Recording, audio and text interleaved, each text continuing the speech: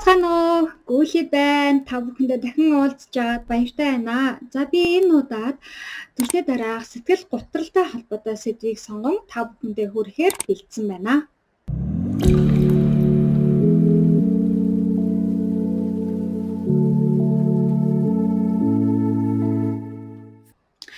Энэхүү сэдвтэй холбоотой би өөрийн туршлагаас та бүхэндээ хуваалцахаас гадна баггүй мэдээлэл цуглуулсны үндсэн дээр энэ бичлэгийг хийхээр шийдсэн байнамаа. За судалгаагаар бол шинээр төрсэн ээжүүдийн 70-80% нь төрсний дараах сэтгэл готрол гэдэг асуудалтай тулгардаг юм билээ. Мөн бас нэг сонирхолтой мэдээлэл нь бол төрсний дараах сэтгэл готролд зөвхөн анхлан төрөгчд буюу туршлагагүй ээж нар өвдөгдөд зогсдгоо. Харин манайхаар бол алдар тэхийн одонтой ээжүүд мань хүртэл өвдөгдөх бүрэн боломжтой гэдэг юм лээ. Бас нэг мэдээлэл бол энэ үзэгдэл нь бол төрөөд 2-оос бараг 4-7 хоногийн дотор үзэгдээд дуусчдаг гэж бидгээд боддог. Гэтэл үгүй юм лээ. Энэ асуудал нь бол таны хүүхэд 1 нас хүртэлх хугацаанд танд бол хизээд илрэхтэй тохиолдох бүрэн боломжтой юм лээ.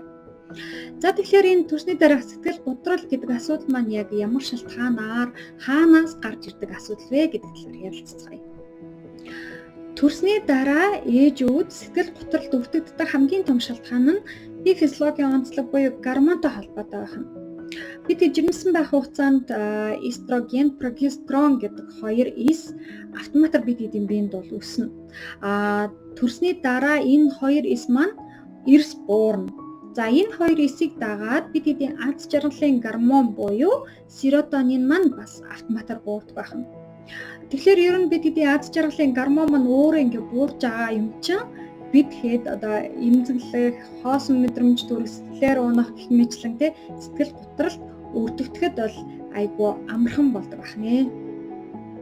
За дараагийн шалтгаан нь гадны нөлөө буюу гэр бүлийн үйл ойлголцол, за хайртай хүмүүсийн хайр халамжийг баг хүртэх ч юм уу хүссэн хэмжээгээр хүртэхгүй байх, за тусалцаа бас хүссэн хэмжээгээр хүртэхгүй байх, за мөн архаг арх тамхины хэрэглээ, за тэгээд санхүүгийн асуудал гэх мэтлэн гадны нөлөөний улмаас ээжүүд маань сэтгэл готролд амархан өвтгөгддөг байна.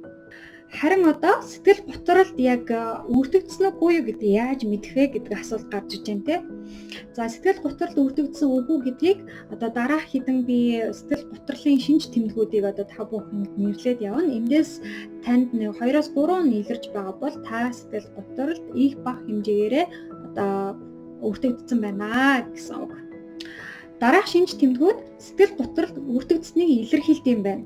Нэгдүгээр ямар ч шалтгаангүй байхад бүр ингэж уйлмаар санагдаад уйлах, байн ойрхон уйлах. За хоёрдугаар сэтгэл дотроо үргэлжийн тийм хоосон мэдрэмжийг мэдрэх. Гуравдугаар ямар нэгэн зүйлд өөрийгөө байнгын буруутгах. За өөрийгөө үнэлэхгүй байх, өөрийгөө байнгын зэмлэх. Дөрөвдүгээр байнгын сэтгэлээр унаад гониглах. Тавдугаар итгэл найдвартаа бүр алга болсон юм шүү те. Итгэл найдвараа алдах. За 6-аад дуртай зүйлдээ эрс дургүй болох.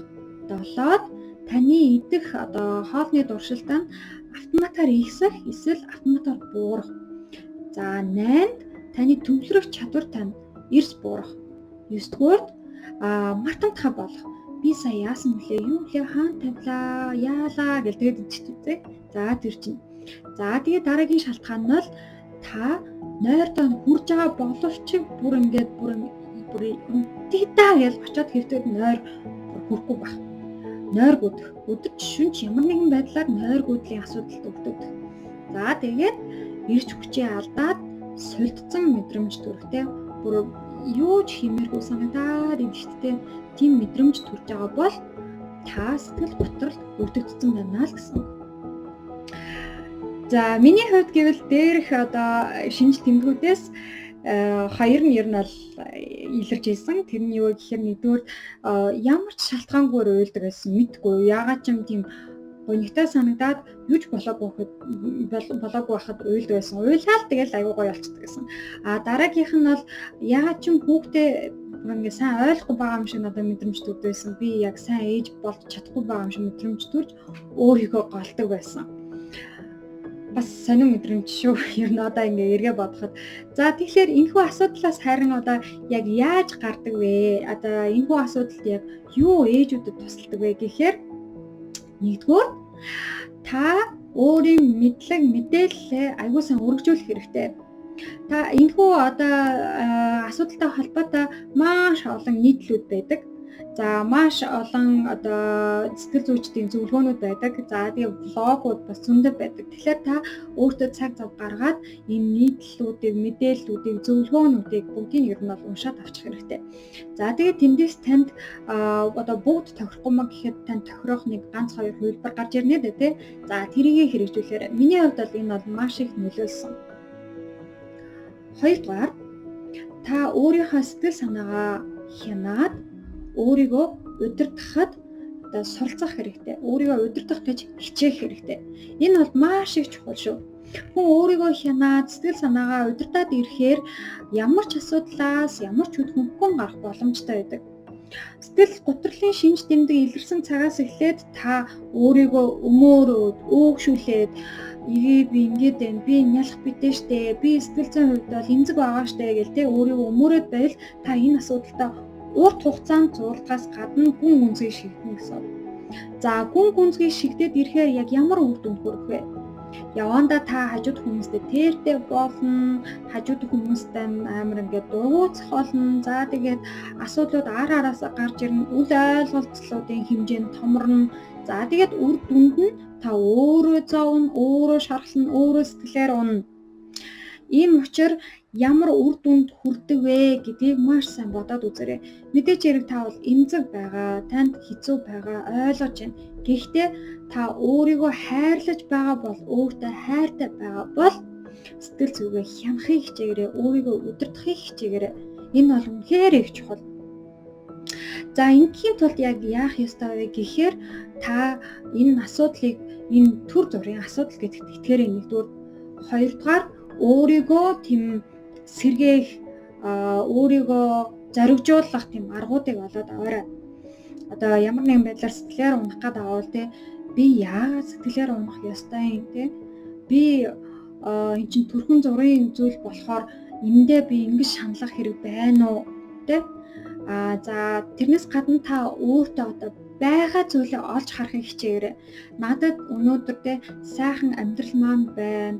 Надад одоо өөр хүүхэд маань байна. Би үхэлдээ тэмцэж одоо те шүд 100 барьж үртэйгээ уулзлаа. Тэ надад ийм сайхан үр маань байна. Надад хань маань байна. За танд байгаа бүх сайхан бүхнийг бодож энэ асуудлыг даван тулж гараарай. Та бол чадна гэдэгт би үнэхээр итгэлтэй байгаа.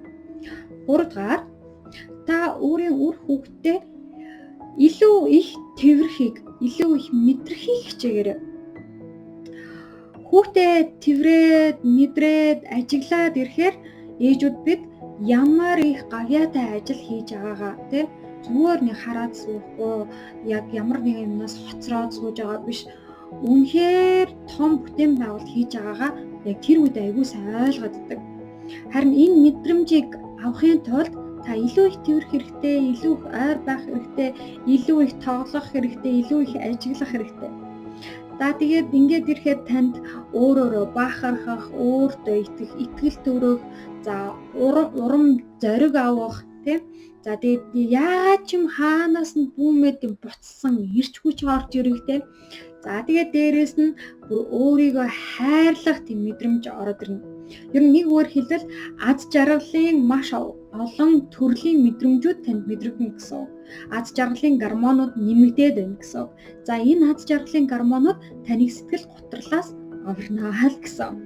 Ийм болохоор би энэ зөвлөгөө өгж байгаа. Тэрнээс биш энэ зөвлөгөө ээжүүд маань бол юу ч хийхгүй байна, хүүхдээ харахгүй байна, хүүхдээ мэдрэхгүй байна, хүүхдээ ажиглахгүй байна, хүүхдээ тэрхгүй байна гэдэг утгаар биш шүү.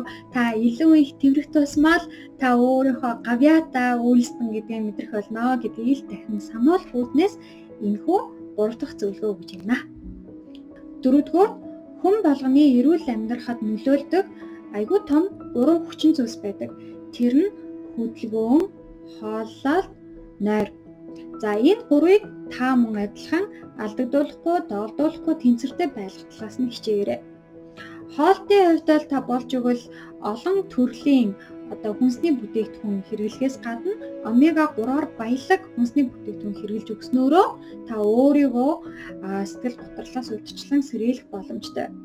За нойрын хувьд бол та надаар хэлдэг үнэхээр сайн мэдж байгаах болж өгвөл унтах цаг амрах цаг гарвал та сайн унтаад авахыг хичээгээрэй. Би ер нь баг бүх влогнэр нойроо сайн аваарай гэдэг зөвлөгөө маш сайн өгдөг.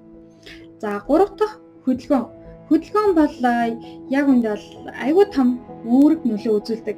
Яагаад би ингэж итгэлтэйгээр хэлж байгаа гэхээр би төрсний дараа айгүй хөдөлгөөнтэй байсан. Манай гэр өөрөө нэг цэцэрлэгт хүрээлэнд ойрхон байсан. Тэгээд би яаж яхад 100 төрсэн байсан. Тэгээд хүүхдээ аваад би цэцэрлэгт хүрээлэн бараг л өдөржингөө тойрдог байсан дөө. За тэгээд ирэхээр тэр алхалт дээрээс нь тэр цэвэр агаар надад үнэхээр их нөлөөлдөг байсан. Ягаад ч юм тэрнээс болоод ч тэрүүдээ би сэтгэл готролд өртөгдөх нь бол миний хувьд те үнэхээр бага байсан. Тийм болохоор та хооллолт, за хөдөлгөөн, нойр энэ гуравдаа бас ач холбогдлыг үнэхээр сайн өгөх хэрэгтэй гэсэн. 5 дахь буюу хамгийн сүүлийн хүргэж байгаа зөвлөгөө маань танд төрж байгаа тэр мэдрэмж, танд мэдрэгдэж байгаа тэр мэдрэмжийг хайртай дотны хүмүүстэйгээ хуваалцахыг хичээгээрэй. Та дотроо хэцүү байгаа бол танд хүнд байгаа бол та хоосон мэдрэмж авч байгаа бол та бониглож байгаа бол танд уйлмаар санагдж байгаа бол энэ бүгдийг та нөхөртөөгөө, эгчтэйгээ, ээжтэйгээ за мөн яг тантай адилхан шинээр төрсэн найзууд байвал ээжүүд байвал за тэр хүмүүстэйгээ ярилцаад, хуваалцаад тэр доторх бүх зүйлээ уудлаад өөрийгөө гоё хөндлөөд за өөрийгөө гоё тийм нээж байгаарай. Энэ бол маш их чухал шүү. За ингээд та бүхэнд хүрэх миний зөвлөгөөнүүд маань өөр өндөрлөж байна. Танд таалагдсан бол лайк дараарай, мөн subscribe дараарай, мөн бусадтай хуваалцаарай.